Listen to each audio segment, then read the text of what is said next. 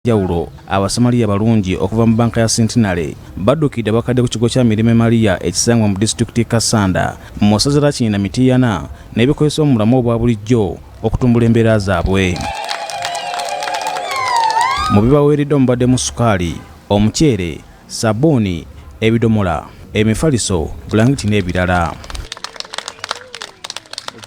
Bw'abadde awaayo ebintu bino, Grace Tuguma atukunda okuva mu banka ya Centinary agambye nti Centenary banka y'abantu eteekeddwa okukyusa embeera zaabwe. Eno parish yabadde unique nnyo okulaba nti bafaayo nnyo ku bakadde ate naddala bannamwandu tebatera bafaako nnyo. Kati bwe twakiwulidde ngafe abakyala n'abaana abalina abazadde abatera okuba nga mwafiirwako omuzadde otaatawo kwe twasinzidde ne tugamba katugende tubakyalire tubalage nti tuli wamu nabo Easter tubagala tubawe omukisa ogw'ebintu bye tuleese bino. Rev. Fr.Joseph Nyanzi Lumu nga yakulira ekigo kino agambye nti embeera abakadde mu kitundu kino yennyamiza kyokka n'abakulembeze abateekeddwa okubayamba tebafuddeeyo. Tulina abakadde bangi basukka ne mu bisatu Mirembe Maria Parish naye kusobola okuyimirizaawo abantu bano abakolera nnyaffe ekereziya abatulera bannange si kyangu. Awo nno mu ngeri y'enjawulo twebaza omutima guno okuviira ddala mu Centenary Bank main branch Mapeera ate nga twegattiddwako ne branch yaffe ey'Emityana manager waffe Joseph. Tukubira omulanga gavumenti emirimu gino gye tukola mwongere okutukwatizaako. Bw'owerabira omukadde, bw'owerabira maamawo, bw'owerabira taatawo, bw'owerabira owooluganda lo, obeera okoze ekibi. Twogeddeko n'abamu ku bakadde abaganyuddwa mu nteekateeka eno. Tuwadde obulimu, tuwadde ebyokwebika, mutuwadde amasowaani, mutuwadde emmere.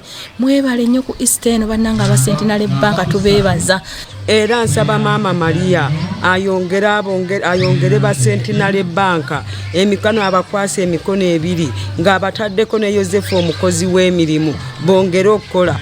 Mu ngeri mu ekibiina ekitaba ebibiina ebitwala abantu ebweru okukuba ekyeyo ki Uganda Association of External Recruitment Agencies kidduukidde amaka agalabirira abaana bataliko mwasirizi agasanyu Babies Home agasangibwa e Mengo wano mu Kampala.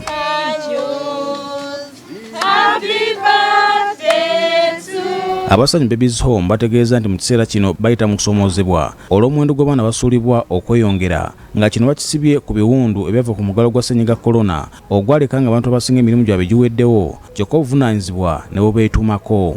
Babula Mutagambwa nga yakulira ekifo kya Sanyu Babies Home agambye nti abantu baweddemu ensa ne badduka n'okusula abaana be bazaala. Meseji yange eri abakyala n'abawala abato mbakubiriza okusookera ddala abawala abato ebikolwa eby'abakulu tuleme okubyetabamu nga tetunnakula bwongo na financial okusobola okulaba nti tulabirira abaana kubanga buli we weetabamu omanya nti waliwo ekigenda okuvaamu ate olina okubeera nga oli mweteefuteefu okulera omwana gw'ofunye. Ssenkulu w'ekibiina ekitaba ebibiina ebitwala abantu abweru b'eggwanga okukuba ebyeyo ategeeza nti ekyokuwaayo bakikoze okukwasizaako Sanyu Babies Home esobole okuyita mu Pasika eno.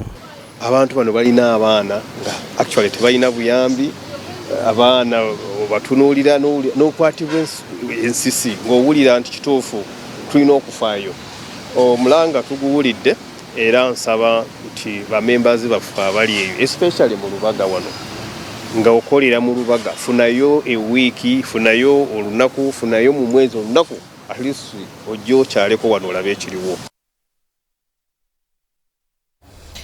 Kale tuyanza